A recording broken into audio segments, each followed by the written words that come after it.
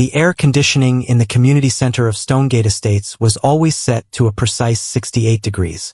Karen Whitaker, our HOA president, believed a cold room kept residents sharp and complaints short. It was her favorite physiological power play, designed to make anyone not wearing a pastel cardigan and pearls feel physically inadequate.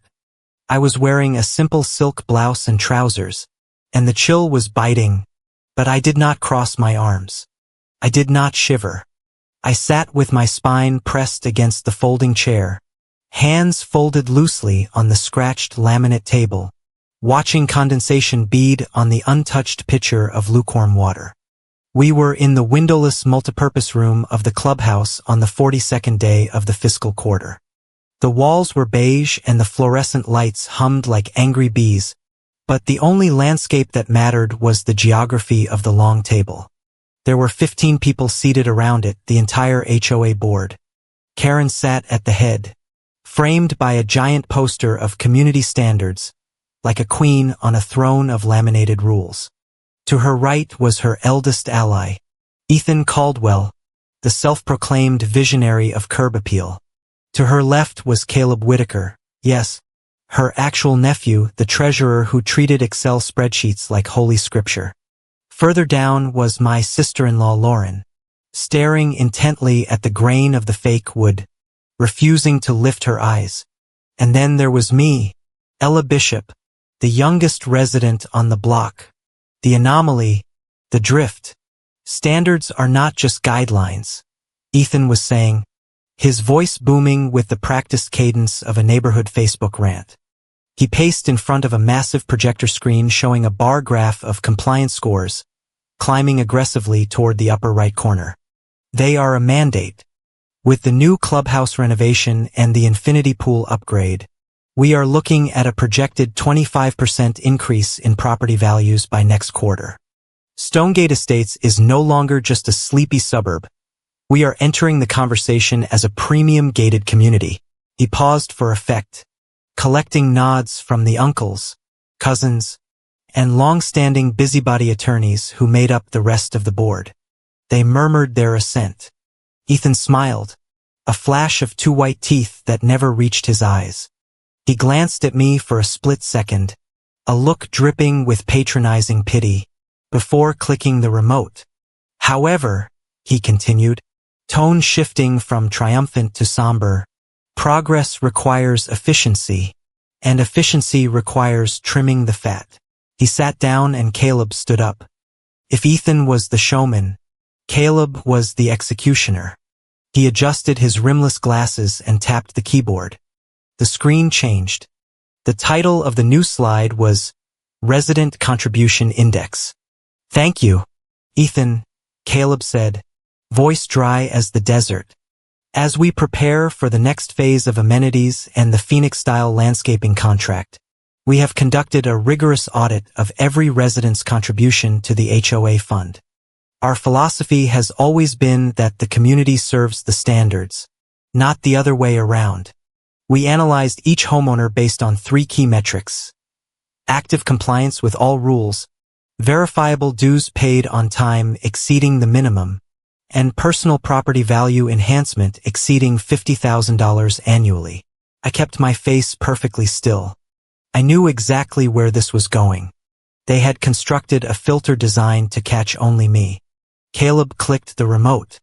A chart appeared listing every name on the street.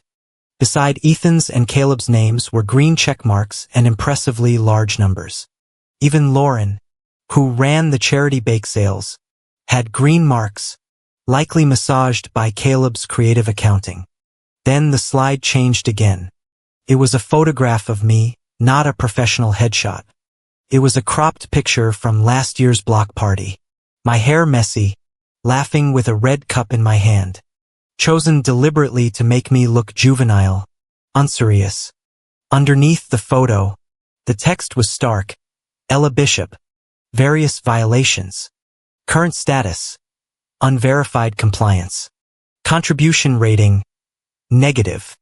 The silence in the room was heavy, suffocating. The silence of a neighborhood potluck where everyone knew the casserole was poisoned. Ella has spent the last 8 years pursuing personal interests, Caleb said, choosing words with surgical cruelty. Garden art, freelance consulting, travel while we support individual expression. The HOA was designed to reward those who build the aesthetic legacy, not those who merely siphon from it. Our audit shows that Ella does not hold any official board role. She has not provided proof of independent income meeting the threshold. Her current yard features unauthorized wildflowers. In the eyes of this board, and under the new bylaws we are proposing today, she represents a liability. I felt every eye on me. They weren't looking with hatred, that would have been easier. They were looking with the weary disappointment reserved for the neighbor who still hasn't taken down their Christmas lights in March. They thought I was the block failure, the one who could not launch. Karen cleared her throat. The sound commanded immediate attention. She leaned forward, clasping her hands together. Ella, dear, she said, her voice deep and gravelly, the voice of a woman who had built a tiny empire out of sheer passive aggression. She looked at me with a mask of maternal concern that I knew hid absolute steel. You know we love having you here. This is not about exclusion. This is about motivation. We have enabled your little artistic drifts for too long. It is not healthy for you, and it is certainly not healthy for property values. She paused, letting the weight of her judgment settle. The proposal before the board is to remove you from the list of active residents in good standing. Karen continued, this will freeze your quarterly community credits, revoke your pool access, and initiate foreclosure proceedings on any outstanding fines effective immediately. We are doing this to help you, to push you to stand on your own 2 feet, to protect the legacy for those who are actually carrying it. I looked at her. I looked at the woman who had once taught me how to prune roses at the annual gardening seminar, who had told me emotions were a luxury the neighborhood could not afford. She was right. Emotions were a luxury, and right now I could not afford to show her a single one. Is there any discussion? Karen asked the room. I think it's the right move, Ethan said quickly, tapping his pen. We need to clear the balance sheet for the underwriters. Having a non-compliant resident on the books looks bad for the credit rating. Strictly a community decision, Caleb added, avoiding my gaze. Nothing personal. Ella. Lauren, Karen asked. I turned my head slightly. Lauren was 2 doors down from me. We had shared babysitting duties until our kids grew up. I knew things about her husband's gambling that would destroy her social standing if they ever came to light. I had kept her secrets. I had quietly covered her late dues when the family knew nothing. Lauren looked up, eyes watery and terrified. She glanced at Caleb, then at Karen. She looked at me and I saw the plea. Forgive me. I have to survive. I agree with Karen, Lauren stammered. It's for the best. Karen nodded, satisfied. Very well. All those in favor of the motion to amend the bylaws and remove Ella Bishop from active resident status, please raise your hand. Karen's hand went up first, then Ethan's, then Caleb's, then one by one the hands of the uncles and the busybody lawyers. They were voting for the winning side. They were voting for the aesthetics. I watched Lauren. Her hand trembled as she lifted it, not fully extending her arm, just high enough to be counted. 15 hands. 15 votes. Unanimous verdict. The air in the room seemed to drop another 10 degrees. The deed was done. The guillotine had fallen, but there was no blood, only the dry scratch of the secretary's pen recording the minutes. Motion carried, Karen said. She did not look triumphant. She looked like a woman who had just put down a sick poodle. Effective immediately, she began to gather her color-coded binders, signaling the meeting was over. The tension began to dissipate as the members prepared to rush out, eager to avoid any awkward small talk with the exile. I did not move. I sat there for 3 full seconds, letting the reality crystallize. They thought they had just cut off a leech. They thought they had just saved the HOA a few thousand a year in credits. They thought they were teaching me a lesson in the harsh realities of suburban living. I stood up. The sound of my chair sliding back against the tile was sharp and loud. Everyone froze. Ethan stopped midway through closing his portfolio. Caleb looked up, blinking rapidly. Karen narrowed her eyes, waiting for the outburst, waiting for the tears, waiting for the begging. I smoothed the front of my trousers. I picked up my phone and placed it in my bag. My movements were slow, deliberate, almost rhythmic. I looked at the screen one last time, at the bad photo and the words negative contribution. Then I looked at the 15 faces around the table. I studied them, memorizing the mixture of arrogance and relief. So, I said, my voice not loud but projecting clearly to the back of the room. It was steady, devoid of the tremble they were expecting. Just to be perfectly clear on the administrative details, by the end of business today, my access to the community portal, my security code for the gate, and my voting rights will be fully revoked. Is that correct? Caleb frowned, confused by my focus on logistics rather than emotion. Yes, that's standard procedure. 5 o'clock. Why? I just wanted to ensure the timeline was precise, I said. I looked at Karen for a brief second. Our eyes locked. I saw a flicker of doubt in her gaze, a sudden, inexplicable hesitation. She was looking for the defeated neighbor, but she found someone else. She found a stranger. Goodbye, Karen, I said. I did not call her Madam President. I turned and walked toward the double doors. My heels clicked against the tile, a steady metronomic beat. Click, click, click. I did not slam the door. I opened it gently and let it close with a soft pneumatic hiss behind me. As I walked down the long corridor toward the parking lot, I did not look back, but I knew what was happening in that room. The relief was gone, replaced by a low-level frequency of unease. They were smart people. Karen and her board, they were predators. And deep down in the reptilian part of their brains, they had just realized that the prey had not run. The prey had not fought. The prey had simply checked the time. It was 2 o'clock in the afternoon. They had given me 3 hours. They thought they were cutting me off. They had no idea that I was the only thing keeping the lights on in their precious clubhouse. By the time the sun went down over the Rockies, they would realize that the burden they had just voted to remove was actually the load-bearing wall of their entire existence. The concrete of the parking lot amplified the silence, turning the echo of my heels into the ticking of a clock. The air down here was heavy with the smell of fresh asphalt and cut grass, a sharp contrast to the filtered sterile air of the boardroom. I reached my car, a 3-year-old sedan that Ethan had once sneered at, calling it a vehicle for a junior associate. I unlocked the door, and the moment the lock clicked, my phone shattered the quiet. It was not a neighborhood group chat number. It was a direct line, one that bypassed the HOA general switchboard. The caller ID flashed, Summit Meridian Bank, Priority Desk. I slid into the driver's seat and closed the door, sealing myself inside the gray leather interior before answering. This is Ella, I said. Ms. Bishop, this is David Thorne from the Corporate Lending Division. His voice was tight, vibrating with the specific anxiety of a banker staring at a screen that does not make sense. I'm sorry to disturb you on a private line, but we just received a wire instruction from Caleb Whitaker. I assumed you might. I did, I said, putting the phone on speaker and tossing it onto the passenger seat. I started the engine. What is the amount? David.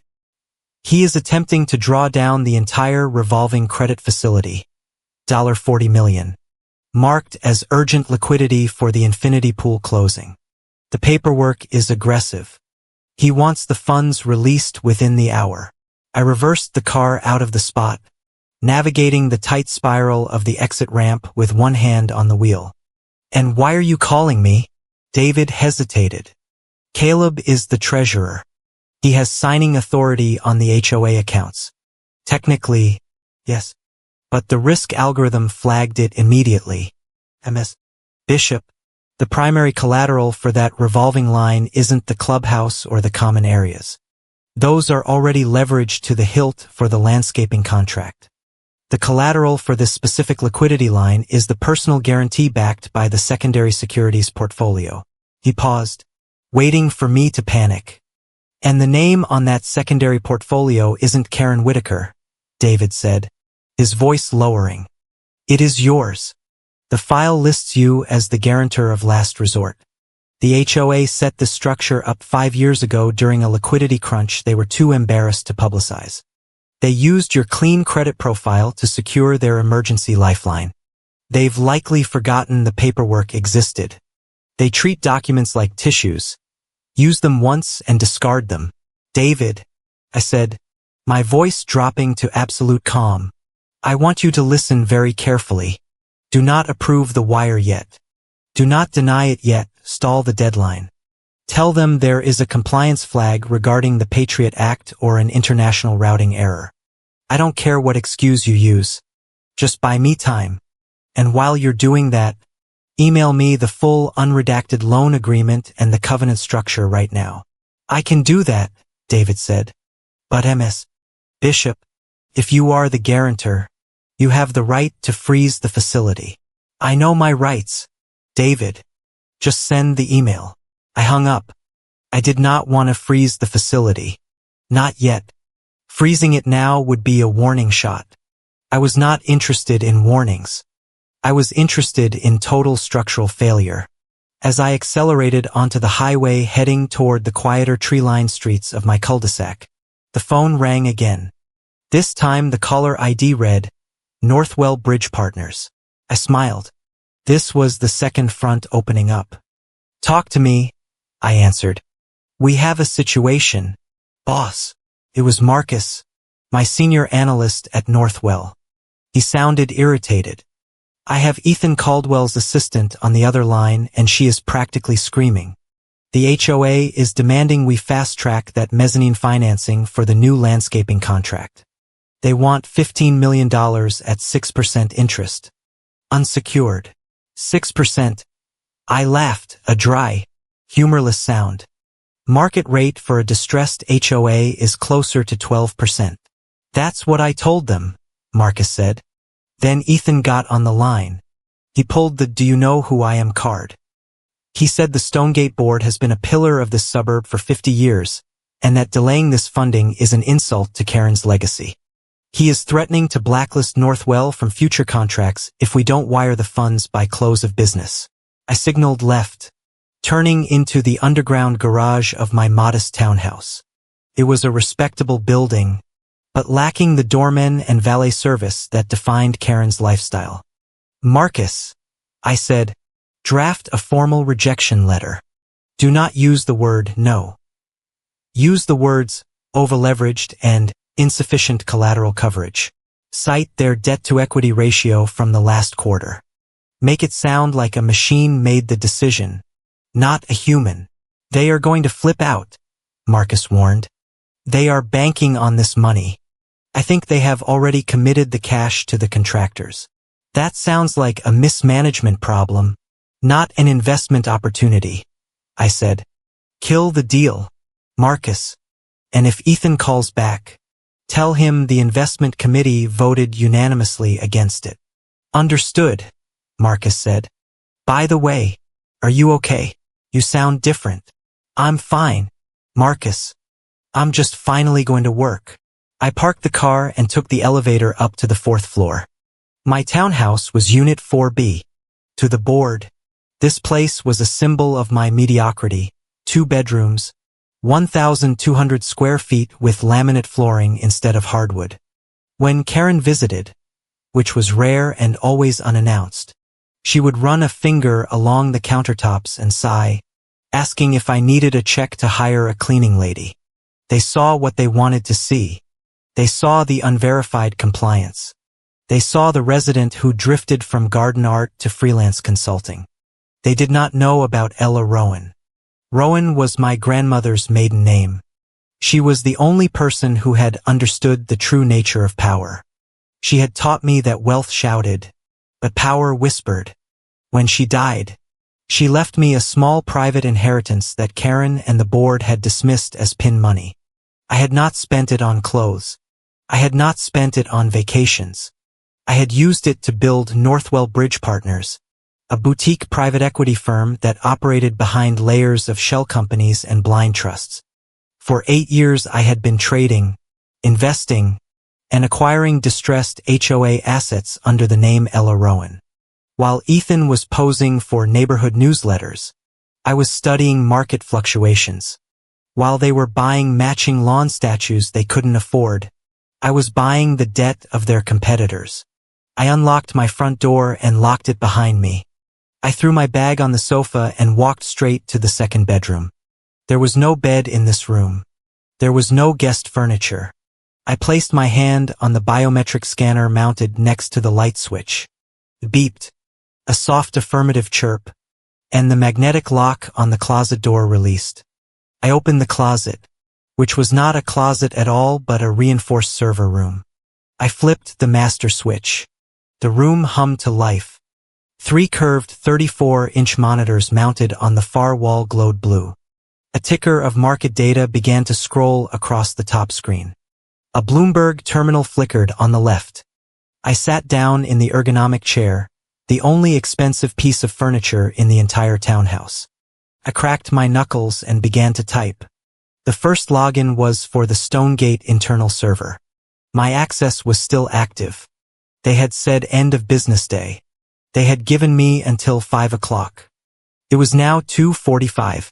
I pulled up the loan documents David had sent from the bank. I scanned them, my eyes devouring the legalese. It was worse than I thought. Karen and Caleb had restructured the debt 6 months ago, loosening the definitions of default but tightening the cross-collateralization. They had bet everything on interest rates staying low. They were wrong. I opened a second window and logged into the Northwell interface. I pulled up the HOA's vendor list. I owned stakes in 3 of their major landscaping suppliers and the logistics company that handled their pool chemicals. I did not own enough to control the companies, but I owned enough to ask difficult questions about creditworthiness. I remembered my grandmother sitting in her garden, pruning her roses with shears that were sharp enough to sever a finger. She had been small, frail even, but her hands were steady. Ella, she had told me, cutting a dead bloom from a stem. People like Karen build gates to try and touch perfection. They want everyone to look up at their rules. But the person who controls the water supply to those gates, that person decides if the gate stands or becomes a tomb. Never show your strength. Keep it quiet. Keep it buried. And when you need it, do not hesitate. I looked at the digital clock on the center monitor. 3 o'clock.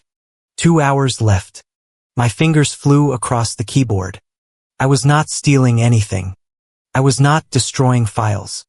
I was simply downloading every single piece of financial data, every email chain regarding the Infinity Pool acquisition and every board minute from the last 5 years. I was archiving the evidence of their negligence. On the left screen, a notification popped up. It was an email from the HOA HR system. Subject: Benefit termination. Ella Bishop status pending processing effective 1700 hours Eastern Standard Time. They were efficient when it came to cutting me out. I opened a terminal window and typed in a command line. I was about to execute a sequence that would notify the credit rating agencies of a material change in guarantor status.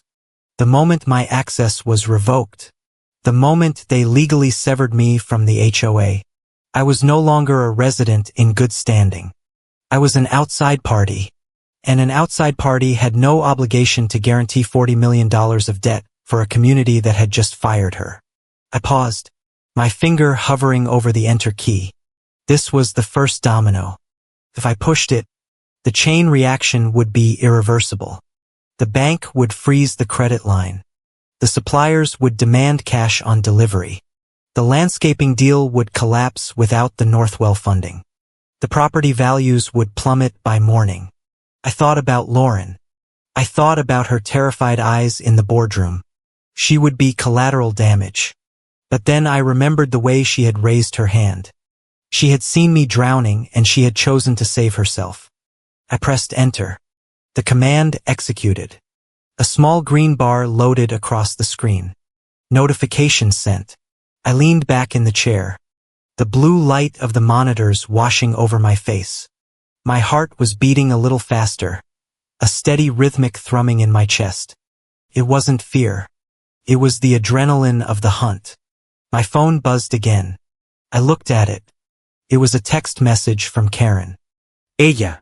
We are all meeting for coffee at the clubhouse at 7 to celebrate the new direction.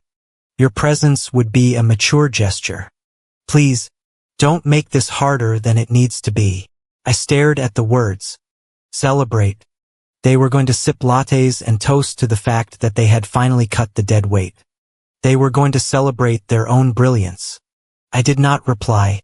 Instead, I opened a new folder on my secure drive and named it The Burden. I began dragging files into it. The load-bearing wall was moving. The gated community was already groaning under the strain, but the sound was too low for them to hear. By the time they ordered their appetizers, the first cracks would appear in the foundation. By the time they ordered dessert, the floor would be tilting under their feet. I checked the time again. 3:15. I had plenty of time to finish downloading the rest. And then I would sit back and watch the sun go down over the empire Karen built, knowing that tomorrow the sun would rise on mine. 3:30 in the afternoon. The digital clock on my center monitor seemed to pulse with quiet rhythmic intensity. The townhouse was silent except for the hum of the cooling fans in the server closet and the occasional distant wail of a siren from the streets outside. I had 90 minutes left inside the castle walls before the drawbridge was raised, and I intended to use every single second. I pulled up the master strategy document for Stonegate's current fiscal quarter. It was a chaotic, ambitious mess. Karen and her board were not managing a community. They were building a monument to their own egos, and they were using debt as the mortar. I spread the 3 major deal files across my screens. On the left was the infinity pool, a massive amenity upgrade. Price tag $65 million. Status: closing in 10 days. In the center was the Seattle-style landscaping contract, a hostile takeover of the neighboring Greenbelt. Price tag $28 million. Status: negotiation phase requiring immediate proof of liquidity. On the right was the Phoenix Development Project, a greenfield luxury gazebo and fountain installation. Projected cost $120 million over 3 years. Initial capital requirement $15 million due by Friday. To break ground, I leaned back, steepled my fingers, and looked at the math. It was horrifying. The total short-term capital requirement for these 3 projects was over $100 million. The HOA's current liquid cash on hand was less than $12 million. The gap was supposed to be filled by the revolving credit lines and the mezzanine financing, the very same credit lines that were secured by my personal portfolio. They were trying to fly a jumbo jet on the fuel reserves of a lawnmower. I opened my secure email client. It was time to deploy the legal shield. I typed the address for Marianne Santos. Marianne was not a neighborhood lawyer. She was a shark I had hired 3 years ago through the Rowan entity. She specialized in asset protection and HOA corporate divorce. She knew where the bodies were buried because she had helped me dig the graves. Subject: activation of Protocol 0. Marianne, as of 5 o'clock today, I will no longer be a resident in good standing. The board has voted for removal. I am initiating the separation of assets. Do not take any calls from Stonegate Legal. Do not accept any meeting requests from Karen, Ethan, or Caleb. I am unavailable until Monday morning. By the time we speak, I want a full draft of a capital restructuring demand ready to file. They broke the contract. Now we break the leverage. Ella. I hit send. 3:45. The first tremor hit the system. My internal alert system pinged. It was a notification from the bank portal I was monitoring. The status of the $40 million wire transfer request, the one Caleb had tried to rush through, had changed. Current status: suspended. Reason code: pending guarantor review. Compliance hold. I could almost hear the screaming happening in Caleb's home office 40 blocks away. He would be refreshing his browser, staring at that red text, unable to understand why the bank machine was saying no. He would be calling David Thorne. David would be apologizing, sweating, citing a system error or a risk flag, buying me the time I had purchased. 4 o'clock. I shifted my attention to the landscaping contract. Stonegate was trying to buy out a smaller partner in a joint venture called Pacific Rim Holdings. They needed the board of Pacific Rim to approve the buyout offer today so they could announce it in the neighborhood newsletter tomorrow. What the board didn't know was that Pacific Rim Holdings had a silent partner with a controlling veto share. That partner was a shell company called Blue Spruce Ventures, and Blue Spruce Ventures was me. I logged into the secure voting portal for the Pacific Rim board meeting, which was currently taking place virtually. I entered my credentials as the proxy for Blue Spruce. The motion on the screen read, "Accept buyout offer from Stonegate Estates HOA for $28 million. I moved my cursor to the NO button in the comment box. I typed a single sentence: rejection due to unverified source of funds and concerns regarding acquirer solvency. I clicked submit. The deal died instantly without the unanimous consent of the board. The acquisition was dead in the water. Ethan would get the call in 5 minutes. He would be told that an anonymous investor had killed his victory lap. He would be furious, but he would not suspect me. He thought I was driving home crying. For 15. The Phoenix Project. This was the most vulnerable. Construction supply chains run on trust and credit. If suppliers smell fear, they tighten the leash. Through my Ella Rowan identity, I held significant minority stakes in 2 of the major regional concrete and steel suppliers that Stonegate used. I did not control the companies, but I sat on their risk committees. I sent a high-priority memo to the CFOs of both supply companies. Urgent risk advisory. Market chatter suggests Stonegate Estates HOA is facing a liquidity crunch due to overextension in amenity upgrades. Recommend immediate revision of payment terms for all active sites. Shift from net 60 to cash on delivery until audited financials are provided. In the world of landscaping, moving to cash on delivery is a death sentence. It strangles cash flow. It stops cranes. It sends workers home. 10 minutes later, I saw the copy of the outgoing email from the steel supplier to Stonegate's procurement officer. Effective immediately, all future deliveries require certified funds prior to offloading. The dominoes were not just falling, they were accelerating. For 30. The rumors were starting to leak out. I opened a window for a financial news terminal. On a secondary message board used by traders to gossip about mid-cap HOA firms, a thread had appeared. Hearing Stonegate Estates having trouble closing the pool deal. Financing shaky. Landscaping JV fell through. What is going on over there? Short interest building. I watched the ticker for the after-hours trading market. Stonegate was a private HOA, but they had issued public bonds for the clubhouse. The bond price ticked down. 98 cents on the dollar. Then 96. Then 92. The market was sniffing out the blood in the water. 4:45. My phone remained silent. They were too busy panic-fighting the fires to call me. They were running from room to room, trying to plug leaks in a dam that was already crumbling. Caleb would be shouting at the bank. Ethan would be shouting at the landscaping partners. Karen would be staring out the window, wondering why the world had suddenly turned against her. I used the last 15 minutes to clean my tracks. I deleted the logs of my access. I cleared the cache. I ensured that when the IT department finally did their audit, they would see nothing but a ghost. For 59. I sat back in my chair. The room was dark now, the only light coming from the 3 screens. I watched the clock on the desktop. The seconds counted down. 55, 56, 57. I took a deep breath. 58, 59, 5 o'clock. On the center screen, a dialog box popped up. System alert. User access revoked. Session terminated by administrator. The screens flickered. The spreadsheets vanished. The live feeds cut out. The connection to the Stonegate server was severed. A moment later, personal email arrived on my phone. It was the official notification from the HOA legal counsel. Subject: bylaw amendment filed. MS Bishop, please find attached the executed amendment removing you from the active resident schedule. Hard copies will follow by courier. I put the phone down on the desk. It was done. I was out on paper. I was no longer in good standing. I was free. And they were alone.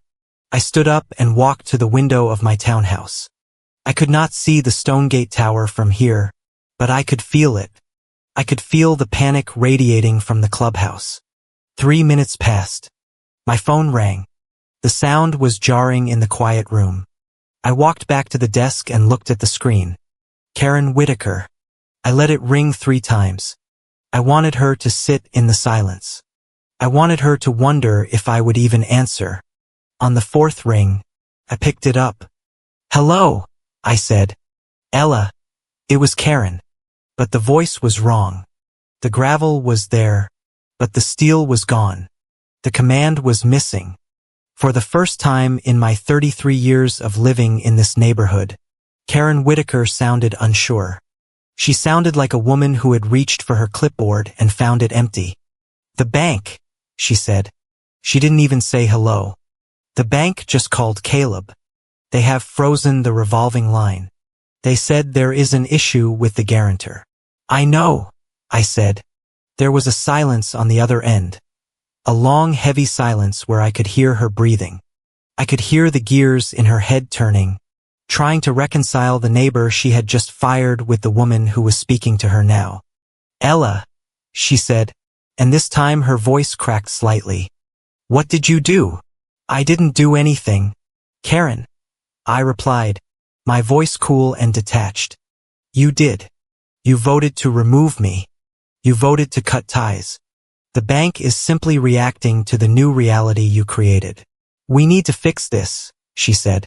The urgency was creeping in now. The pool deal. The wire has to go out by morning. If we don't fix this, the earnest money is gone.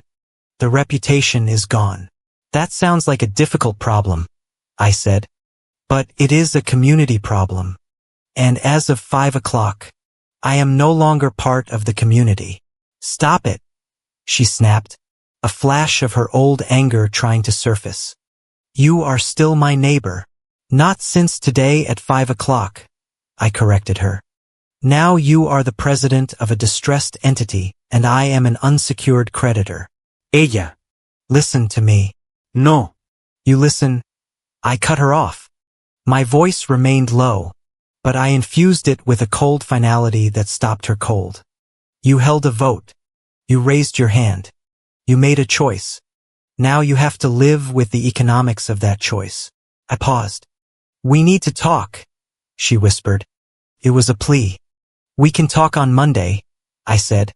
Call my lawyer. Monday, she gasped. Monday is too late. By Monday the property values will be tanking. By Monday the suppliers will walk. Then I suggest you have a very productive weekend, I said. I ended the call. I stared at the phone for a moment, then turned it off completely. I tossed it onto the cushion of the sofa. The silence in the townhouse was absolute, but it was not the silence of loneliness. It was the silence of a conductor who had just raised the baton, leaving the orchestra holding its breath, waiting for the downbeat that would bring the crashing crescendo. They had 48 hours to bleed. The sun rose on Saturday morning over a suburb that was waking up to brunch reservations and jogging paths. But inside the Stonegate family dynamic, it was already midnight.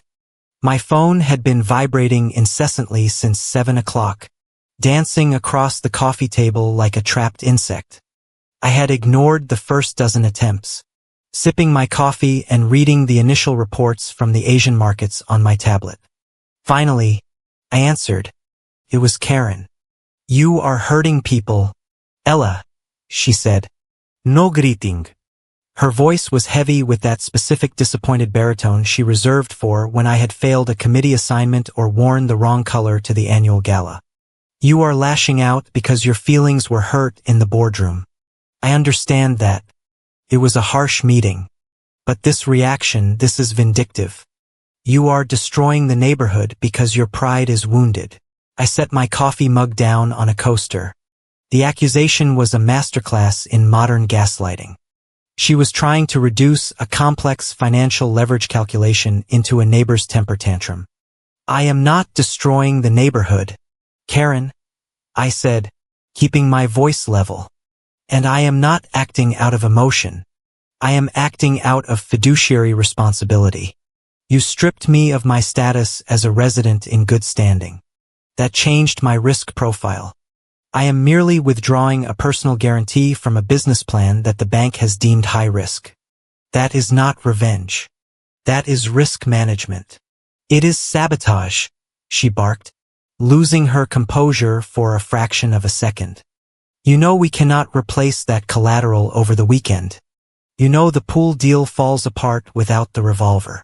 Then perhaps you should not have alienated your primary creditor on a Friday afternoon, I replied.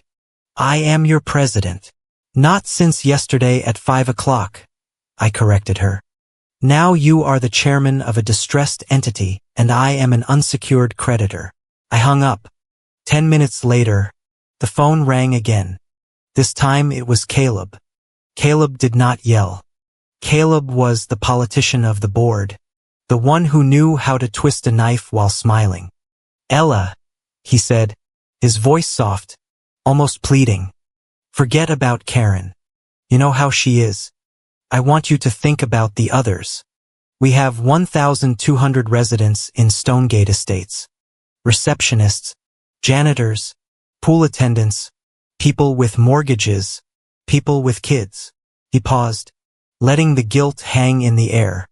If the credit lines freeze, he continued, payroll bounces next week. Do you really want that on your conscience? Do you want to be the reason Sarah at the front desk loses her home? Just to prove a point. I walked over to the window. The sky was a brilliant, indifferent blue. That is a very interesting narrative, Caleb, I said, but let us be clear about who is endangering Sarah. You are the treasurer. You are the one who leveraged the HOA to the hilt to chase vanity projects like the infinity pool.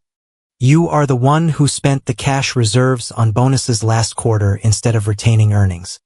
I am not the one pushing those residents toward the cliff. I am the one refusing to pay for the gas you are using to drive the bus over the edge. You are heartless, he spat, the nice guy mask slipping. I am prudent, I said. And if you truly cared about Sarah's mortgage, you would not have bet her salary on a speculative acquisition in Phoenix. I ended the call. The third call came from a number I did not recognize, but the voice was unmistakable. It was Ethan calling from a burner phone or perhaps a lawyer's office. I am going to sue you, Ethan said. No preamble. I have our legal team looking at the indemnity clauses right now. We will sue you for breach of fiduciary duty. We will sue you for tortious interference. We will bury you in litigation for the next 10 years. Save the legal fees, Ethan, I said. Read the contract. Clause 14, Section B. The guarantor reserves the unilateral right to withdraw support upon any material change in the guarantor's relationship with the borrower. Being voted out of good standing is the definition of a material change. You have no case. You have a contract you did not read. I will ruin you, he hissed. You are doing a fine job of ruining yourself, I said. I am just watching. I turned the phone off again. The battery was still at 80%. But my patience was at 0. An hour later, the buzzer to my townhouse rang. I checked the video monitor. It was my mother-in-law, Diane Whitaker, Karen's closest ally. Diane was standing in the lobby wearing oversized sunglasses and a trench coat, looking like a celebrity trying to avoid the paparazzi. I hesitated. Diane was the board's ultimate weapon. When threats failed, they sent Diane to weaponize love. I pressed the unlock button. I opened my front door and waited. She stepped out of the elevator carrying a designer handbag that cost more than most people's cars. She looked around the hallway with a wrinkled nose, clearly unimpressed by the aesthetic of the building. "Ella," she said, stepping inside. She took off her sunglasses. Her eyes were red-rimmed. "Why are you doing this?" "Hello, Diane," I said. "Would you like some water?" "I do not want water. I want my neighborhood back." She walked past me into the living room. She looked around at the IKEA bookshelves and the simple rug, shaking her head. "Karen is a wreck. She did not sleep. She says you are holding the community hostage." "I am not holding anything hostage," I said, closing the door. "I am simply leaving. Isn't that what you all voted for?" "We voted to help you," she cried, turning to face me. "We wanted you to find your own path. We didn't think you would retaliate like this." She started to pace. She walked toward the hallway that led to the bedrooms. "We can fix this. Ella. I can talk to Karen. We can reinstate the credits. We can..." She stopped. The door to the second bedroom, my office, was ajar. I had forgotten to close it fully after my morning checks. The soft blue hum of the server stack was visible in the dim light. Diane pushed the door open. She froze. She was expecting a guest bedroom, maybe a messy storage room with painting supplies or yoga mats. Instead, she was looking at the nerve center of a hedge fund. She stared at the 3 curved monitors currently displaying complex waterfall charts of debt trenches and real estate derivatives. She stared at the Bloomberg terminal. She stared at the whiteboard covered in probability calculations and the map of Stonegate's supply chain web. She stepped into the room, her heels sinking into the plush carpet I had installed for soundproofing. She looked at the desk where a stack of files labeled Northwell Bridge Partners sat next to a secure hard drive. She turned to me. Her expression was one of total disorientation. It was as if she had walked into her cat's room and found the cat doing calculus. "What is this?" she whispered. "This is my path," I said, leaning against the door frame. "You said you wanted me to find one. I found it 8 years ago." She looked back at the screens. "These numbers, this is the market. This is real." "It is very real," I said. "But Karen said I was drifting. She said I had no income." "Karen sees what she wants to see," I said. She saw a neighbor who needed an allowance. She never looked close enough to see the investor who was buying her debt. Diane sank into the ergonomic chair. She looked small suddenly. The illusion of the helpless neighbor had shattered, and she didn't know how to reconstruct the reality. "Ella," she said, her voice trembling, "if you have all this, if you are this capable, why didn't you help us? Why didn't you tell us?" "I did help you," I said coldly. "I backed your loans. I smoothed over your liquidity crunches. I did it quietly because I knew that if I told you, Karen would try to control it. She would try to take credit for it. And I was not willing to let her do that." She looked up at me, tears streaming down her face. "Please, Ella, put the guarantee back. They are going to lose everything. The reputation, the legacy. It is your legacy, too." I walked over and stood in front of her. "Diane," I asked softly, "I want you to answer me honestly. No games. No guilt." I waited until she met my eyes. "Are you here asking me to come back because you miss your neighbor? Or are you here because you need access to my balance sheet?" She opened her mouth, then closed it. She looked away. The silence that followed was more devastating than any scream. "I thought so," I said. I walked to the door of the office and held it open. "You should go. I have work to do." Diane stood up. She wiped her face, composing herself. The mask of the society wife slipped back into place. But it was crooked now. She walked to the door, but before she left, I stopped her. "One more thing," I said. "Tell Karen and the boys that the rules have changed. There will be no more emotional phone calls, no more Sunday brunches to smooth things over. From this moment on, my relationship with Stonegate Estates is strictly business. If they want to speak to me, they can speak to my lawyer, Marian Santos. Everything will be in writing.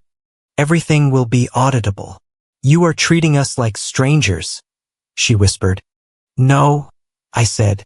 "I am treating you like counterparties." She left. I locked the door and leaned my forehead against the cool wood. My heart was pounding, but my resolve was harder than diamond. My phone buzzed on the table. A text message. It was from Lauren. "Can we meet alone? Just coffee. Don't tell Caleb." I stared at the screen. Lauren was the only one who hadn't called to threaten or beg. She was the one who had hesitated in the boardroom. And the phrase, "Don't tell Caleb," triggered an alarm bell in my head. Lauren wasn't part of the attack dog squad. She was scared of something specific. I didn't reply immediately. I needed to tighten the noose first. The glow of my monitors was the only light in the townhouse as Saturday night bled into Sunday morning. I had not slept. Sleep was a luxury for people who did not have an empire to dismantle and rebuild. I was running on espresso and the cold metallic taste of adrenaline. At 2 a.m, a notification pinged on my encrypted email client. It was from a sender with a generic handle, Accountant RRW. I knew immediately who it was, Rebecca Walsh. She was a senior forensic accountant at the HOA, a woman who wore sensible cardigans and noticed everything. We had never spoken socially, but I had once corrected a tax assumption in a meeting she attended, and she had looked at me with a spark of recognition. The subject line was blank. The body of the email contained only 4 words, "Check the Theta subsidiary." Attached was a single PDF file. It was a draft balance sheet for an entity called Theta Holdings, a subsidiary I had never heard mentioned in the board meetings. I opened the file. I began to dig. This was the work I loved. It was an autopsy of numbers. I cross-referenced the Theta Holdings tax ID with the master database I had downloaded before my access was cut. What I found made my blood turn to ice. Caleb wasn't just bad at his job. He was committing fraud. Theta Holdings was a dumping ground. It was a special-purpose vehicle designed to hold toxic debt. Caleb had been moving non-performing assets, failed developments, bad loans, lawsuits off the main Stonegate balance sheet and hiding them in Theta. This made Stonegate look profitable and healthy to the banks and the public. It artificially inflated the EBITDA, allowing them to qualify for bigger loans and pay themselves bigger bonuses. But that was not the worst part. I traced the ownership structure of Theta. It was technically an independent entity, but its liabilities were guaranteed by the parent company, Stonegate. However, that guarantee was buried in a footnote on page 40 of the loan agreements, a footnote that Caleb had likely hoped no one would ever read. And then I saw the date. A massive trench of debt within Theta, $25 million, was maturing next Tuesday. Everything suddenly clicked into place. The desperation, the rush to close the pool deal, the panic over the revolving credit line. They did not need the $40 million for expansion. They needed it to pay off the Theta debt before it defaulted. If Theta defaulted, the cross-default clauses would trigger, dragging the entire Stonegate HOA into bankruptcy within 48 hours. But there was one final piece of the puzzle that did not fit. Why kick me out now? Why risk angering the guarantor right before they needed cash? I pulled up the bank's compliance manual. I searched for related party transactions. There it was. Regulation SK requires full disclosure of any significant financial transaction between the company and a direct family member or beneficiary of the HOA.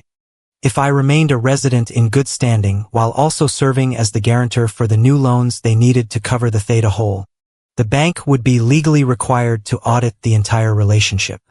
That audit would have exposed Theta. It would have exposed the shell game. They did not vote me out to remove a burden. They voted me out to avoid a compliance audit. I was not a liability because I was lazy. I was a liability because my very presence invited scrutiny that Caleb could not survive. I leaned back in my chair, staring at the ceiling. The cynicism was breathtaking. They were willing to publicly humiliate me, to cut me off from my neighborhood, just to keep their Ponzi scheme running for another fiscal quarter. I turned back to the screens. I needed to see where the money for Theta. The leather interior of my sedan felt less like a sanctuary and more like a confessional booth. We had left the coffee shop and moved to the privacy of my car, parked on a side street where the shadows of the high-rises stretched long and thin. Lauren sat in the passenger seat, her hands still trembling, clutching the empty coffee cup as if it were an anchor keeping her from drifting away. For the first time in our lives, we were not playing the roles assigned to us at birth. She was not the perfect charitable eldest resident, and I was not the weird, disappointing youngest. We were just two women staring at a pile of paper that had the power to incinerate our last name. "You need to look at the third tab in the spreadsheet," Lauren said. Her voice was brittle. The one labeled Asset Valuation Adjustments. I flipped through the printed pages she had given me. My eyes scanned the columns. I stopped. I read the line item again, hoping I had misunderstood the accounting code. I had not. "He is booking projected revenue from the pool leases as current income," I said. The realization made my stomach turn. "He is recognizing rent for tenants who haven't even signed leases yet. That is not creative accounting, Lauren. That is fraud." "It gets worse," Lauren whispered. She refused to look at the papers. "Look at the valuation of the undeveloped land in Phoenix. He marked it up by 40% last quarter based on an internal appraisal. There was no external audit. He just decided the dirt was worth more so the balance sheet would balance." I looked at her and the auditors. "How did he get this past the external review?" "He didn't," Lauren said. "He changed the fiscal year-end date for the subsidiary holding the land. It bought him 6 months before the audit was due. He was betting that by the time the auditors looked, the gazebo would be built and the value would be real. He was gambling on time." I leaned back against the headrest, closing my eyes for a moment. The scope of it was breathtaking. Caleb had built a house of cards, but he had built it inside a wind tunnel. "And Karen?" I asked. "Does she know?" Lauren hesitated. The silence stretched, heavy and suffocating. "She knows the numbers looked good," she said carefully. "She knows the property values recovered. She knows that Caleb told her he handled the optics. Karen didn't ask questions. Ella. She didn't want to know how the sausage was made. She just wanted to serve it at the shareholders' dinner. "Willful ignorance is not a legal defense," I said. "If this comes out, the SEC doesn't just fine the treasurer, they bar the president, they destroy the brand. If we expose this, we don't just kill the deal, we kill Karen." Lauren turned to me then, her eyes wet. "That is why I voted against you. Caleb told me that if you stayed in good standing, your team would eventually do a due diligence sweep for the loan guarantees. He said you would find the gap in the Phoenix valuation. He said you would blow the whistle and Karen would go to prison." I felt a cold chill settle in the marrow of my bones. It wasn't just about money. It wasn't about me being unstable or lazy. The vote to remove me from good standing was a calculated defensive maneuver. They needed to strip me of my resident status so that I would have no legal right to inspect the internal books. They needed to sever the connection so that when the audit finally happened, they could claim the irregularities were isolated to a subsidiary I had no access to. I was not the burden. I was the witness they needed to silence. "They sacrificed me to hide a crime," I said. It wasn't a question. "Yes," Lauren said. "And they used me to do it." I looked at my sister-in-law. For years I had resented her. I had resented her perfect marriage, her place at the right hand of the president, her ease in the world I found so abrasive.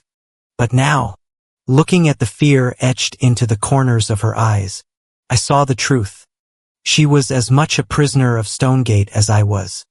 The only difference was that my cage was made of exclusion, and hers was made of complicity. We are not going to destroy the community, I said firmly. Lauren blinked. But you said it is fraud. It is, I agreed.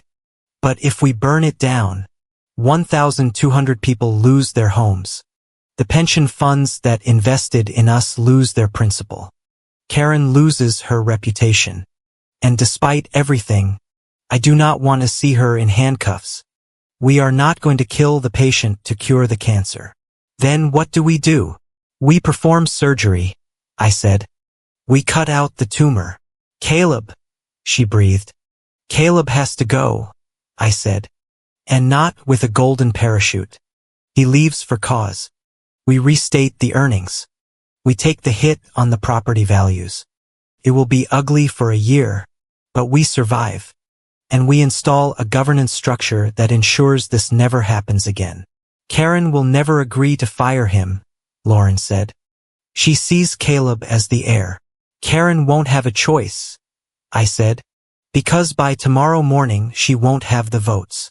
I reached into my bag and pulled out a separate phone, the one encrypted for my work at Northwell.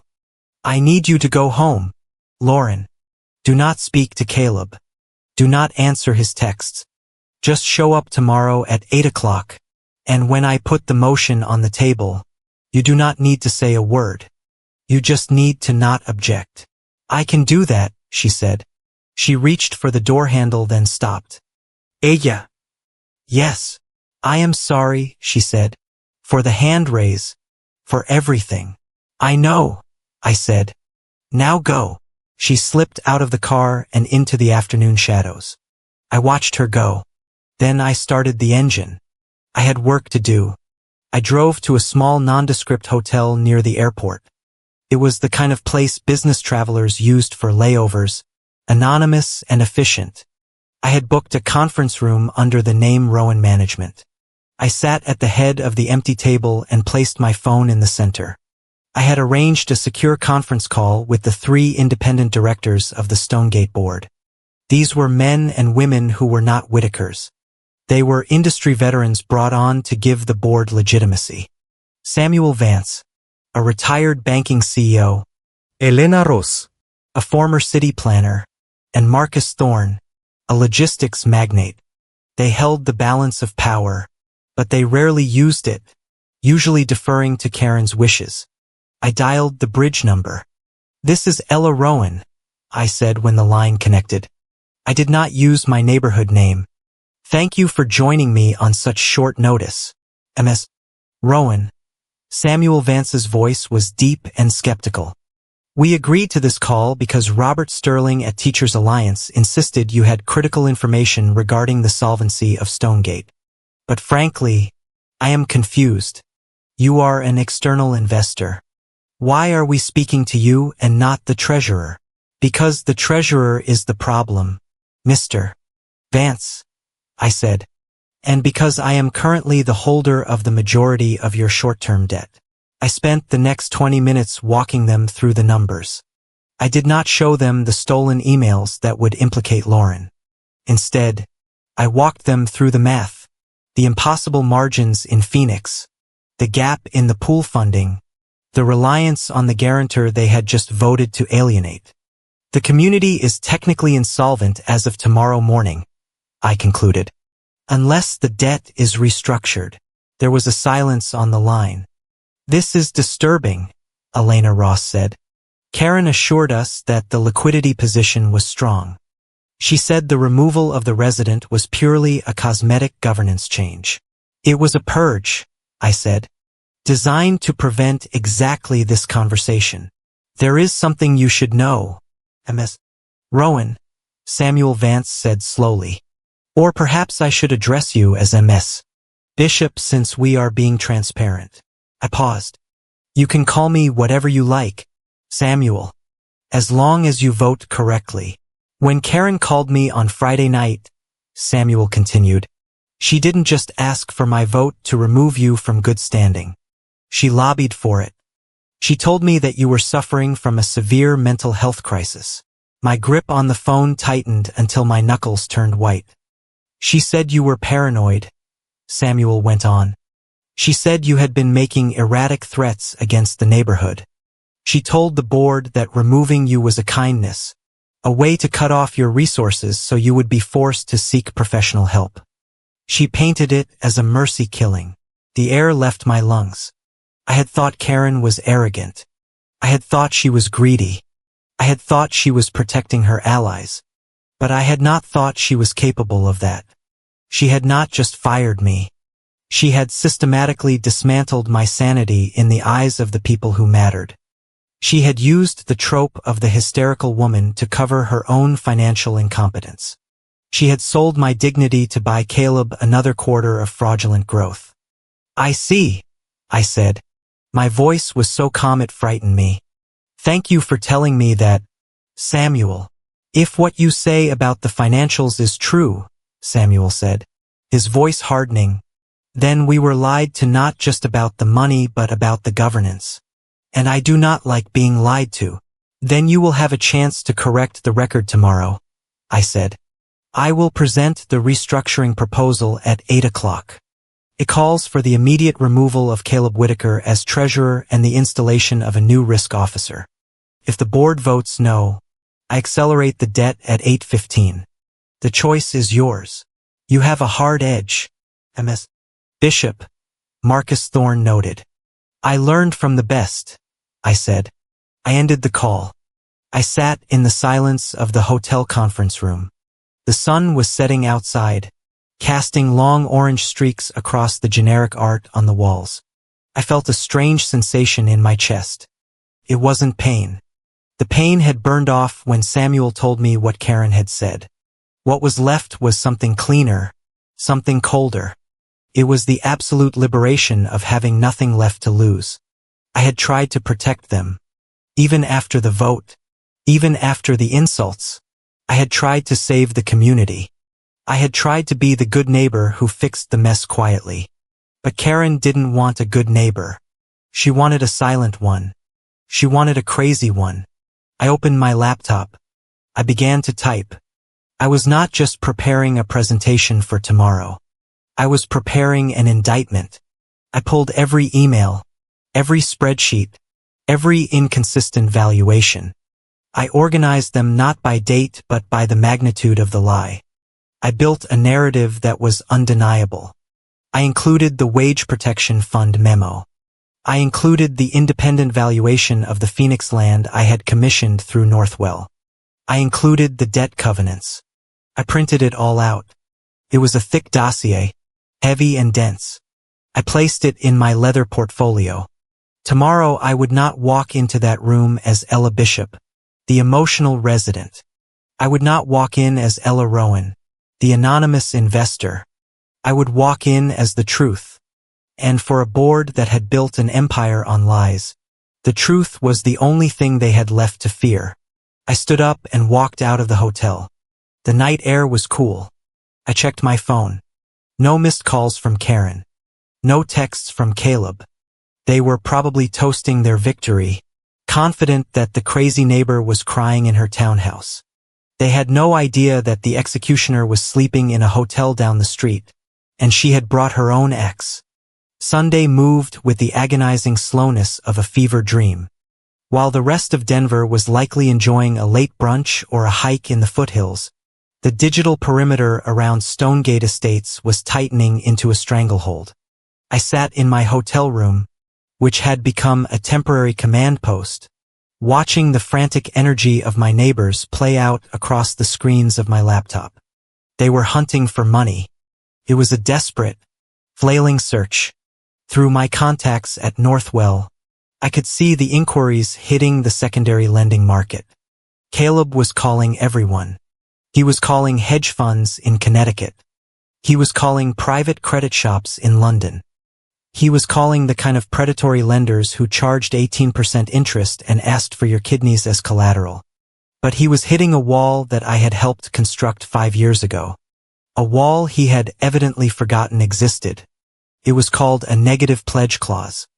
When we refinanced the main corporate debt facility back when I was still the golden child with the clean credit score, the bank had insisted on strict covenants.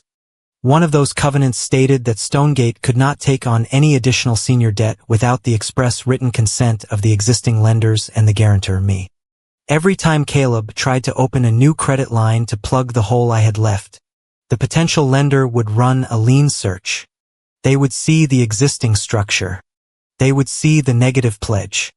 And then they would ask for the waiver from the guarantor.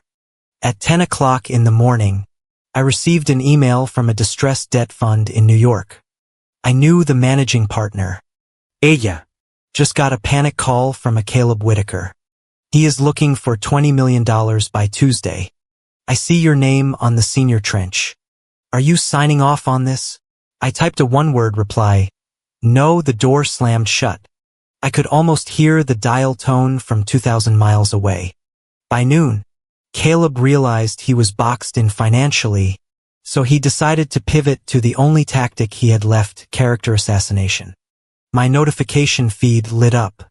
It was an internal memo sent to the entire Stonegate staff, over 1,200 people. Someone in IT had leaked it to me, likely the same person who had helped me scrub my logs on Friday. From the Office of the Treasurer. Subject: Security Alert and Operational Update. Due to the erratic and hostile actions of a former resident in good standing, Ella Bishop, the community is facing temporary administrative delays with payroll processing. Ms. Bishop has chosen to weaponize her knowledge of our internal systems to create a reputation risk. We are working tirelessly to bypass her interference. Please remain loyal to the vision of Stonegate during this attack. He was using the residents as human shields. He was telling them that if they did not get paid, it was my fault. I felt a spike of rage, hot and sharp, but I forced it down. Anger was a distraction. I needed a countermove that was legally bulletproof and morally unassailable. I drafted a response. I did not send it to the staff list as I no longer had access. Instead, I sent it to the Director of Human Resources and copied the legal department, knowing full well it would be forwarded to every water cooler in the building within 10 minutes. To Human Resources from Ella Bishop via Council. Wage Protection Guarantee. Contrary to the misleading statements from the Treasurer, my priority remains the stability of the workforce. Attached is a confirmation of a $2 million deposit into an independent escrow account. This fund is legally designated solely for non-executive payroll protection. If Stonegate management fails to meet its payroll obligations on Friday, this fund will automatically disperse salaries to all staff-level employees. This capital is provided personally, independent of the HOA, to ensure that the residents do not suffer for the mismanagement of the executive board. I hit send. I had just stripped Caleb of his hostage. He could not claim I was starving the workers when I was the one putting food on their tables. I had drawn a line in the sand. I was at war with the suite, not the receptionist. At 1 o'clock, Karen tried to break the siege. My personal phone rang. I let it go to voicemail. Then a text arrived. Ella, this has gone too far. Meet me at the country club. Just us. No lawyers. We can fix this. I am willing to discuss reinstating your credits. I stared at the screen. She still didn't get it. She thought this was about my allowance. She thought she could buy me off with the promise of returning to the status quo. Back to being the silent, funded neighbor. I replied, no meetings, no verbal agreements.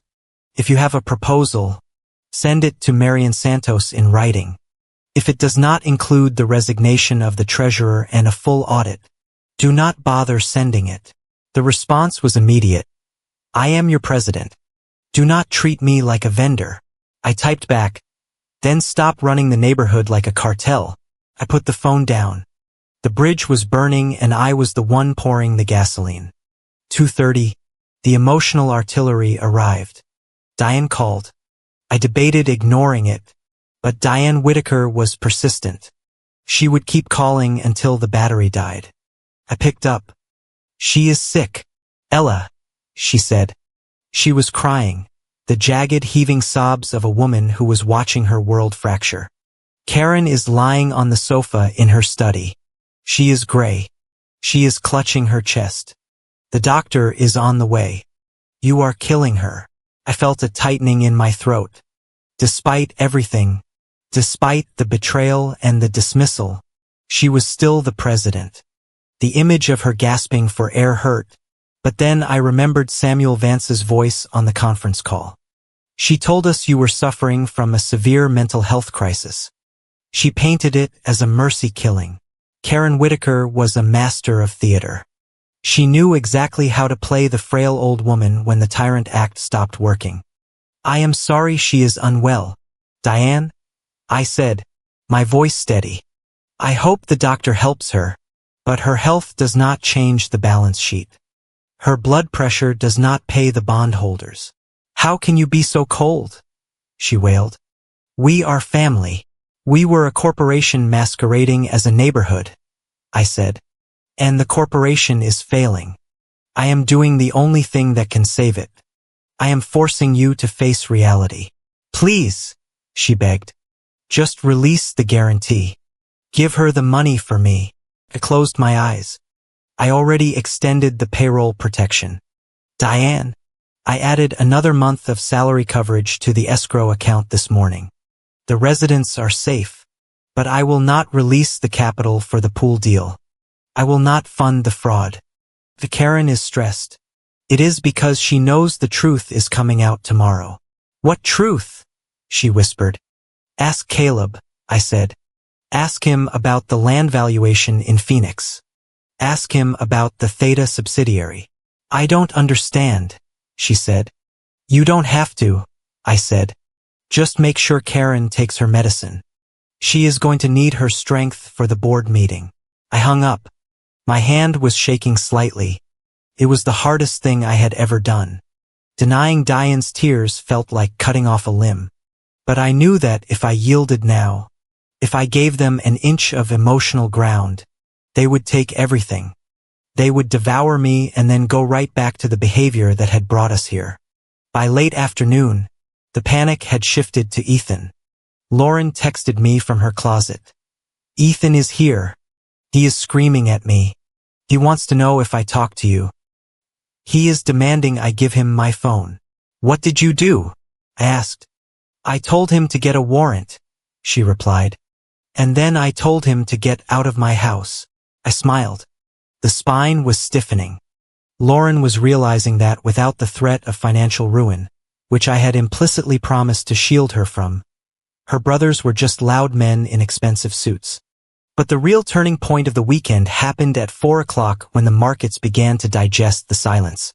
It was Sunday, so the stock market was closed, but the shadow markets never sleep.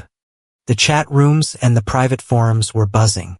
The question on everyone's mind was simple. Why is a community with $2 billion in assets panicking over a $40 million credit line? The analysts were starting to do the math. They were realizing that the personal guarantee wasn't just a formality. It was the load-bearing wall. A report leaked from a boutique risk analysis firm. Stonegate Estates heavily leveraged, reliant on related party guarantees. Outlook negative. The bond prices in the private placement market dropped another 4 points. I sat at my desk and pulled up the corporate charter of Stonegate Estates. I had read it 100 times, but I needed to be absolutely sure about one specific clause. The board held Class A shares which had super voting rights. That was how Karen maintained control. The investors held Class B shares which had economic rights but no vote. However, there was a dormant clause, a change of control provision buried in the Series B preferred stock agreement. In the event of a material breach of debt covenants or a failure to maintain a minimum liquidity ratio for 3 consecutive business days, The Class B shares shall immediately convert to voting shares with a 1:1 parity with Class A shares. I checked the dates. The liquidity ratio had dipped below the threshold on Thursday. Friday was day 2. Today, Sunday, was day 3. Karen and Caleb thought they controlled the room because they held the Class A stock. They thought the institutional investors were voiceless passengers. They were wrong. As of 5 o'clock this evening, the pension funds and the insurance companies, the people I had spoken to on Saturday, now had a vote. And combined with the independent directors I had flipped, the math had shifted. The Whitakers no longer had 51%. I picked up the phone and called Marianne. "It is done," I said. "The liquidity clock just ran out. The Class B conversion is active." "Are you sure?" Marianne asked. "They will contest the calculation." "Let them contest it," I said. "The bank records show the cash balance. They were underwater for 72 hours. The trigger is automatic. It doesn't require a board vote. It is a contractual fact. So what is the play for tomorrow?" "We are going to walk in there," I said, "and we are going to inform them that they are minority shareholders in their own community. And regarding the board, we move for removal for cause, gross negligence, fiduciary breach, fraud. We strip Caleb of his title. We suspend Karen pending an investigation. It is going to be a bloodbath." "Aya." "No," I said, looking out the window at the darkening sky. "A bloodbath is messy. This is going to be an execution. Clean, precise, final." I spent the rest of the evening preparing the final packet. I reviewed the emails Lauren had given me. I reviewed the bank notices. I reviewed the conversion logic for the shares. I imagined them over at the estate.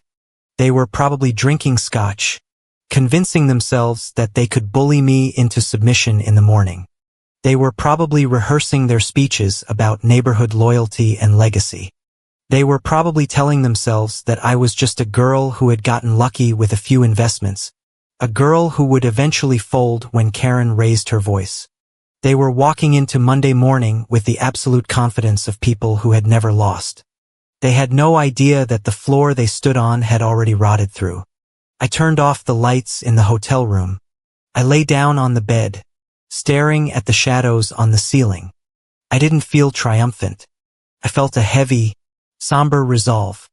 I was about to break Karen's heart to save her name. I was about to destroy Caleb's career to save the community. It was a heavy burden. But unlike them, I was strong enough to carry it. I closed my eyes. Monday was coming and I was ready. The air in the boardroom on Monday morning tasted of stale coffee and desperation. The same 15 leather chairs were arranged around the mahogany table, but the atmosphere had shifted tectonically since Friday. On Friday, the room had been a tribunal, and I was the accused. Today, it was a bunker, and they were the ones listening to the mortar shells landing outside. I walked in at 8 o'clock exactly. I was flanked by Marian Santos, my attorney, and 2 forensic auditors from a firm known for tearing apart balance sheets with the enthusiasm of piranhas. I did not take my usual seat at the far end of the table. I remained standing near the door, placing my leather portfolio on the credenza. Karen Whitaker sat at the head of the table. She looked 10 years older than she had 3 days ago. Her skin was pasty, and her hands were clasped tightly in front of her, knuckles white. Caleb sat to her right, twitching, his eyes darting between me and the auditors.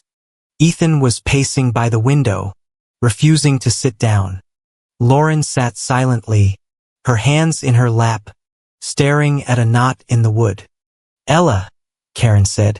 Her voice was raspy. She tried to summon a smile, but it looked more like a grimace of pain. "Thank you for coming. Please sit down. We have had a long weekend to reflect." "I prefer to stand," I said. Karen nodded, swallowing hard. "We have reviewed the situation. We understand that emotions were high on Friday. We made a decision that was perhaps too hasty. We are prepared to offer a resolution. Caleb slid a document across the table. It was a single page printed on the heavy cream-colored bond paper the HOA used for contracts. We are reinstating you to active resident status, Caleb said. His voice was tight, controlled. Full beneficiary status retroactive to Friday. Your credits will be restored. In exchange, you will sign a waiver releasing the hold on the bank facilities and authorizing the pool wire immediately. I looked at the paper. It was exactly what I expected. They were offering me a return to the cage. They thought that was what I wanted. They thought I was acting out because I missed my pool pass. You think this is about money? I said quietly. It is always about money, Ethan snapped from the window. Don't pretend you are on a crusade. You squeezed us. You won. Now sign the paper so we can get back to work. I walked over to the table. I picked up the reinstatement letter. I looked at it for a moment. Then I tore it in half. The sound of the paper ripping was the loudest thing in the room. Trust is not something you can buy back with a signature, I said, dropping the pieces onto the polished wood. You voted me out because you claimed I was a liability. You cannot simply vote me back in because you realized I was the bank. Then what do you want? Karen demanded, her facade cracking.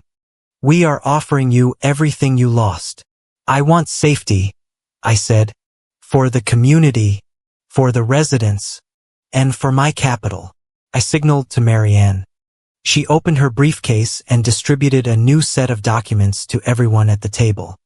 This is the term sheet for continued support, I announced. If you want my guarantee to remain in place, if you want the liquidity to flow, these are the conditions.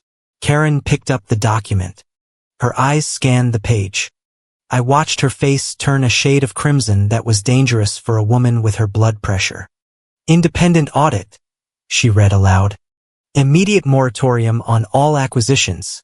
She paused, her breath hitching. She looked up at me with pure fury. Resignation of the chief financial officer. That is correct, I said. Caleb steps down today for cause. You are out of your mind, Caleb hissed, standing up. You can't demand that. I am a shareholder. I am a Whitaker. You are a fraud. Caleb, I said calmly. And I am not going to underwrite your fiction anymore.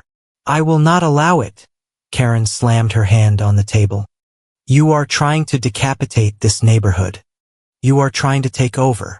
I am not trying to take over, Karen, I replied, my voice rising just enough to cut through her shouting. I am trying to keep you out of federal prison. I am not stripping you of your power. I am stripping you of your illusion. The illusion that this community is solvent. The illusion that you are successful. The illusion that you can treat people like disposable assets. Get out, Karen whispered. Then she roared. Get out of my boardroom. I don't think so, Caleb interrupted. A strange oily smile spread across Caleb's face. He reached into his jacket pocket and pulled out a folded legal document. He looked at me with the triumphant eyes of a gambler who has been holding an ace up his sleeve the entire game. You wanted to play legal games. Ella, Caleb said. Let's play. This was filed at the courthouse at 8 o'clock this morning. It is an emergency injunction. He threw it on the table. We are suing you, Caleb announced, looking at the independent directors who were watching in horror, for insider trading and market manipulation. We have evidence that you used confidential board information to short the community's position and conspire with suppliers to damage our credit rating. This injunction creates a conflict of interest. As a named defendant in active litigation against the community, you are legally barred from exercising any voting rights or influencing board decisions until the case is resolved. The room went deadly silent. It was a dirty trick, a classic filthy legal maneuver. By accusing me of sabotage, he could technically freeze my standing. It would take months to clear my name in court. In the meantime, he would claim emergency powers to bypass my guarantee and find high-interest predatory loans to plug the holes. He would burn the furniture to keep the house warm just to spite me. Karen looked at Caleb, surprised. She hadn't known about this, but then she looked at me and I saw the relief in her eyes. She thought Caleb had saved her. She thought the clever lawyer trick had worked. You are conflicted out, Ella, Karen said, her confidence returning. You have no standing here. Please leave or we will have security escort you out. I looked at Caleb. He was beaming. He thought he had won. I did not move. I did not panic. I simply looked at Marianne. Did we receive service of this complaint? I asked her. We did, Marianne said. Her voice bored. About 10 minutes ago electronically. And the basis of the claim is that I acted on insider information regarding the financial health of the community. I asked. That is the allegation, Marianne confirmed. I turned back to Caleb. Thank you, Caleb, I said. You just signed your own death warrant. Caleb frowned. What are you talking about?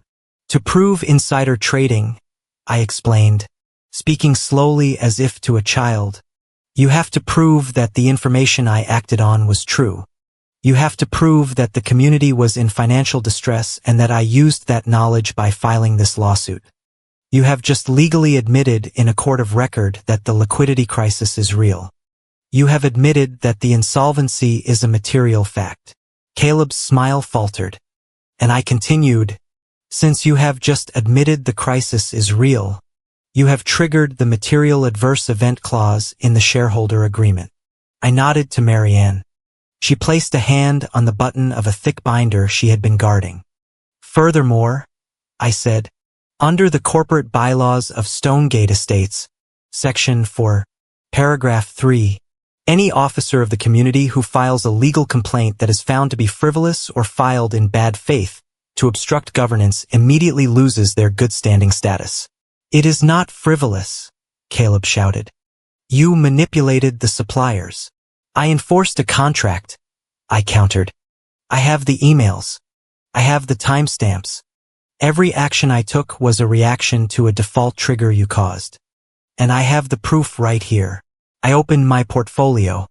I took out the stack of emails Lauren had given me. The emails showing Caleb instructing the accounting team to inflate the Phoenix land value. The emails showing him hiding the Theta debt. This is the evidence of why I acted, I said, sliding the stack toward the independent directors. I was not manipulating the market. I was protecting the community from a treasurer who was cooking the books. Samuel Vance, the lead independent director, picked up the stack. He put on his reading glasses. He read the top email, then the second. His face turned gray. Caleb, Samuel said, his voice low and dangerous. Did you authorize the revaluation of the Phoenix land without an appraisal? That is a draft, Caleb stammered. It was just a scenario analysis. It wasn't final. The date on this email is 3 months ago, Samuel said. These numbers are in the quarterly report we signed. You presented this to the bank. It is a fabrication, Caleb yelled, pointing at me. She forged it. She is lying. You are going to believe this bitter, unstable woman over your own treasurer. He looked around the room, desperate for an ally. He looked at Karen. Madam President, tell them she is making it up. Karen looked at the papers. She looked at Caleb. She looked lost. She didn't know who to believe. She wanted to believe her nephew, but the doubt was creeping in. We need verification, Karen muttered. It is her word against his. No, I said. It is not my word. I turned to Lauren. She was sitting perfectly still, her hands gripping the edge of the table so hard her knuckles were white. She was the invisible Whitaker, the one who never spoke, the one who went along to get along. Lauren, I said softly. Caleb whipped his head around. Lauren, don't you dare. Don't you say a word. Ethan stepped forward. Lauren, keep your mouth shut. Lauren looked up. She looked at Caleb, The brother who had paid off her gambling debts and held it over her head like a noose for 6 months. She looked at Karen, the president who had ignored her pain because it was inconvenient. Then she looked at me. She took a deep breath and the air shuddered in her chest. "It is true," Lauren said. Her voice was small, but in the silence of the room, it sounded like a gavel strike. "Lauren," Caleb screamed. "It is true," she repeated louder this time, standing up. "I saw the original reports. Caleb made me sign the altered minutes. He told me that if I didn't do it, the property values would crash and it would be my fault. He told me he was doing it to save the neighborhood." She looked at Karen, tears streaming down her face. "He has been lying to you for 2 years, Madam President. The pool deal isn't real. The money isn't there. We are broke. We have been broke since the last refinance." The silence that followed was absolute. It was the sound of an empire dying. Karen Whitaker sat back in her chair. She looked at Caleb. She saw the panic in her nephew's eyes, the sweat dripping down his temple, the guilt radiating off him in waves. She realized then, for years she had been listening to the wrong ally. She had bet everything on the treasurer who told her what she wanted to hear, that she was a genius, that the community was invincible, that the growth was endless, and she had exiled the neighbor who had tried to tell her the truth. She looked at me, standing there in my black suit with my auditors and my lawyers. I wasn't the burden. I was the only thing standing between her and total ruin. She looked at Caleb. "Is it true?" Karen asked. Her voice was a whisper. Caleb opened his mouth to lie, but he looked at the emails in Samuel's hand, and he knew it was over. The fight went out of him.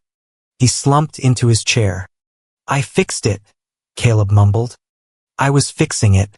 I just needed more time." If she hadn't interfered, Karen closed her eyes. She looked like a statue crumbling into dust. "You filed a lawsuit," Karen said to Caleb, "accusing your neighbor of destroying the community while you were the one hollowing it out from the inside." "I did it for you," Caleb cried. "To protect your legacy." "My legacy?" Karen repeated. She laughed. A dry, broken sound. She stood up. She walked over to the window and looked out at the suburb she thought she owned. "The motion," Karen said to the room, her back turned to us. "The motion to remove the treasurer for cause." "Madam President," Caleb gasped. "Do I have a second?" Karen asked the window. "Second," Samuel Vance said immediately. "All in favor?" Karen asked. "I," said Samuel. "I," said Elena. "I," said Marcus. "I," said Lauren. "Motion carried," Karen said. She turned around. She looked at Caleb with eyes that were completely dead. "Get out," Karen said, "and take your lawsuit with you." Caleb stood up. He looked at me with pure hatred. "You happy now? You won." "I didn't win, Caleb," I said. "I just stopped you from losing everything else." Caleb grabbed his briefcase and stormed out of the room. Ethan followed him, unsure of where his loyalties lay, but knowing the power had shifted. The door closed. Karen looked at me. She looked at the torn pieces of the reinstatement letter on the table. "You were right," she said softly. "About the illusion." She sat down heavily. "What happens now?" she asked. She wasn't asking as the president. She was asking as a woman who didn't know how to drive the car anymore. I walked over to the table. I placed the new term sheet in front of her. "Now," I said, "we run a community, a real one." I uncapped my pen and held it out to her. "Sign it, Karen. And then we go to work." The silence that followed Caleb's exit was not the silence of peace. It was the vacuum left after an explosion, the ringing in the ears that comes when the bomb has finally detonated. Karen Whitaker sat at the head of the table, staring at the term sheet I had placed before her. The ink on her signature was still wet. She looked up at me, her eyes searching for some sign of the neighbor who used to bring her coffee on Sunday mornings. She did not find her. She found the managing partner of Northwell Bridge Partners. "You have the signature," Karen said, her voice hollow. "You have the resignation. Is it done?" "The rescue is active," I said, signaling to the forensic auditor at my right.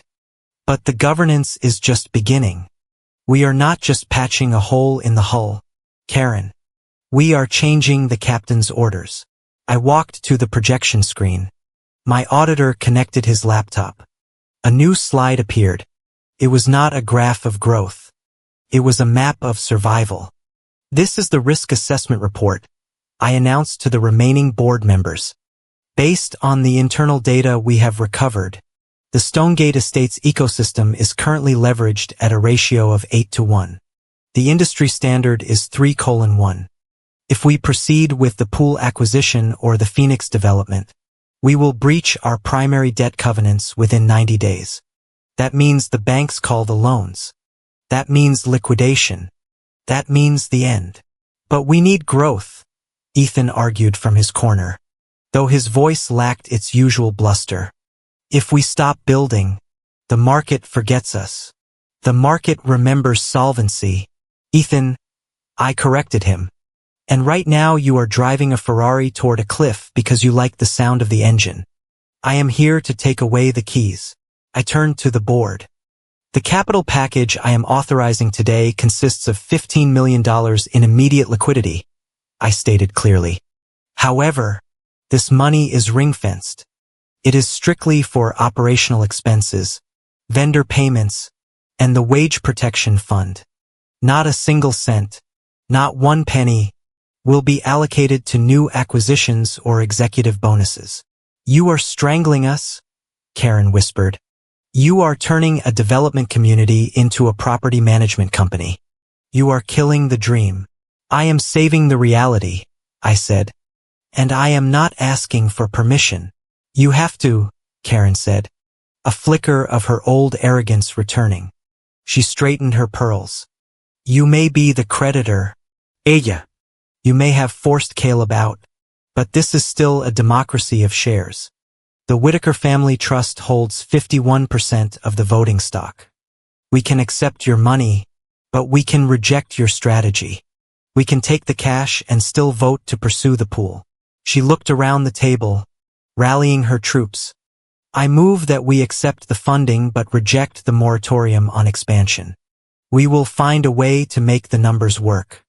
We always do." She looked at Ethan. She looked at Lauren. She looked at the independent directors, banking on years of loyalty and intimidation. "All in favor?" Karen asked. "Nay," said Samuel Vance. "Nay," said Elena Ross. "Nay," said Marcus Thorne. Karen blinked. "You are voting against the president." "We are voting for the community," Samuel said coldly. "We have seen the emails, Karen. We cannot support a strategy built on fraud." "That is 3 votes, Karen said, her face reddening. "But the family block has the weight. Ethan, Lauren." "I vote aye," Ethan said weakly. "Nay," Lauren said, her voice clear. Karen whipped her head toward her. "Lauren, it is over, Madam President," she said. "I am not going to prison for this." "That is a tie," Karen snarled. "And as president, I hold the tie-breaking vote. The motion carries. We take the money and we build the pool." She looked at me with a triumphant sneer. "You see, Aya, you can rent the room, but you don't own the house. We will take your capital, and we will run this community the way we see fit." I smiled.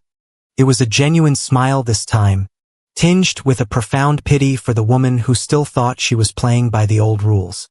"You are mistaken, Karen," I said softly. I reached into my portfolio and pulled out the final document. It was a single sheet of paper stamped with a timestamp from 5 o'clock yesterday evening. "You are assuming that the Whitaker Family Trust still holds the majority voting power," I said. "You are forgetting the Series B preferred stock agreement." Karen frowned. The Series B is non-voting. It is held by the pension funds, by Teachers Alliance. Correct, I said, unless there is a change of control event triggered by a liquidity crisis lasting more than 3 business days. In that event, the Class B shares convert automatically to voting shares. Karen went pale. She knew the clause. She had written it herself 20 years ago to make the stock look safer for investors, never dreaming it would ever be triggered. The liquidity crisis began on Thursday, I explained. The clock ran out yesterday, Sunday at 5 o'clock. As of this morning, the institutional investors, Teachers Alliance, the insurers, the pension funds now have a vote. I placed my phone on the table and I continued, since I represent the rescue capital, they have assigned their proxy votes to me. The room went deadly quiet. The math was rearranging itself in everyone's head. That means, I said, walking to the head of the table, that I am not just the guarantor. I am effectively the majority shareholder. I control 60% of the voting rights in this room. Karen slumped back. The fight drained out of her like water from a cracked vessel. She looked at her hands. She looked at the window.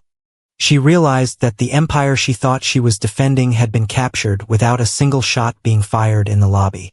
I am blocking the pool deal, I said, my voice ringing with absolute authority. I am blocking the Phoenix development and I am submitting a new motion to the floor. What motion? Samuel asked. Ready to write. Motion to restructure the governance of Stonegate Estates, I dictated. 1. The establishment of a permanent risk committee with veto power over all capital allocation, chaired by an appointee of Northwell Bridge Partners. 2. The immediate search for an external treasurer with no prior connection to the Whitaker family. 3. A bylaw amendment prohibiting any family member from drawing a salary unless they hold a board-approved operational role with specific KPIs. I looked at Karen and, I added, the role of president shall become non-executive, no day-to-day control, no check-signing authority, just a title. Karen looked up. Her eyes were wet. You are firing me. No, I said. I am retiring you before you destroy what is left of your name. I second the motion, Samuel said. All in favor? I asked. The hands went up. Samuel, Elena, Marcus, Lauren, and this time, seeing the wall of votes against her, even Ethan slowly raised his hand. The motion carries, I said, unanimously. I closed my portfolio. The meeting was over. The coup was complete. The forensic auditors began packing up their laptops. The lawyers began shuffling papers. Karen sat there, a queen without a kingdom. I turned to leave. I had done what I came to do. I had saved the homes of 1,200 people. I had secured my investment. I had cleaned the rot. Ella, a voice called out. It was Diane. Diane had been waiting in the anteroom, listening through the crack in the door. She walked in now, looking at the devastated people at the table and then at me. She walked over to me. She reached out and took my hand. You did it, she whispered. You saved us. I saved the community, I corrected her. Come back, she said. Her eyes were pleading. Please. Ella. The trust amendment. We can tear it up. We can vote you back in. You run it now. You are the head of the neighborhood. Come back to the house. Come back to Sunday brunches. We will listen to you now. We promise. Karen looked up, a flicker of hope in her eyes. Yes, she rasped. Come back. Ella. Take your place. I looked at them. I looked at the board that had voted to cut me off 72 hours ago. They were inviting me back, not because they loved me, but because I had won. They respected power. And now that I held the whip, they wanted to be near the hand that held it. If I went back now, I would be the hero. I would be the matriarch. I would have everything I thought I wanted when I was a little girl trying to get Karen's attention. But I wasn't a little girl anymore. I gently pulled my hand away from Diane's grasp. No, I said. Diane recoiled as if I had slapped her. What? Why? Because you are only asking me back because I proved I have value, I said. You are asking me back because I have the money and the votes. If I had walked in here today with nothing but my feelings, you would have escorted me out by security. That isn't true, she lied. It is true, I said. And I do not want to be part of a neighborhood where love is conditional on a credit rating. I looked at the table where the torn pieces of the reinstatement letter still lay. Keep the amendment, I said. I do not want to be a beneficiary. I do not want the credits. I do not want the allowance. But you are a resident, Karen said. I am Ella Bishop, I said. And I am a counterparty. I am a lender. I am a shareholder. And from now on, that is all I am. I picked up my bag. I will see you at the quarterly review meeting, I said. Make sure the reports are accurate. My auditors will be watching. I turned and walked toward the door. Ella! Karen shouted. One last desperate attempt to exert control. If you walk out that door, you are walking out on this neighborhood forever. I stopped. My hand hovered over the brass handle. I thought about the cold room on Friday. I thought about the 15 hands raised against me. I thought about the text messages gaslighting me. I thought about the freedom of the weekend. The silence of my townhouse where I built an empire while they slept. I turned back one last time. I didn't walk out on the neighborhood. Karen, I said, you voted me out. I'm just honoring the result. I opened the door and stepped out into the hallway. The air out here was different. It didn't smell of fear or stale coffee. It smelled of ozone and polished stone. I walked past the receptionist, Sarah. She was on the phone looking stressed. When she saw me, she paused. She covered the receiver. Ms. Bishop, she said. I just got an email about a wage protection fund. Was that you? I stopped. Yes, Sarah. It was. She looked at me and her eyes filled with tears. Thank you, she whispered. My husband just got laid off. I didn't know how we were going to pay the mortgage this month. You saved us. I smiled. It was the only validation I needed. Get back to work. Sarah, I said gently. Your job is safe. I walked to the elevator and pressed the button. I was leaving the building, but I wasn't leaving in defeat. I was leaving with my head high, my conscience clear, and my portfolio protected. They thought they had lost a neighbor. They hadn't. They had lost the victim they needed to make themselves feel strong. They had lost the scapegoat they needed to carry their sins. And as the elevator doors closed, shutting out the view of the executive floor for the last time, I realized the most important truth of all. They had voted to remove the burden, and I had finally truly let it drop. Thank you so much for listening to the story of Ella Bishop and her journey from the black sheep to the boardroom boss. I'd love to know where you are tuning in from today. Are you listening on your commute, at the gym, or maybe relaxing at home? Let me know in the comments below so we can share this moment together. If you enjoyed seeing justice served cold, please make sure to subscribe to HOA Revenge Stories.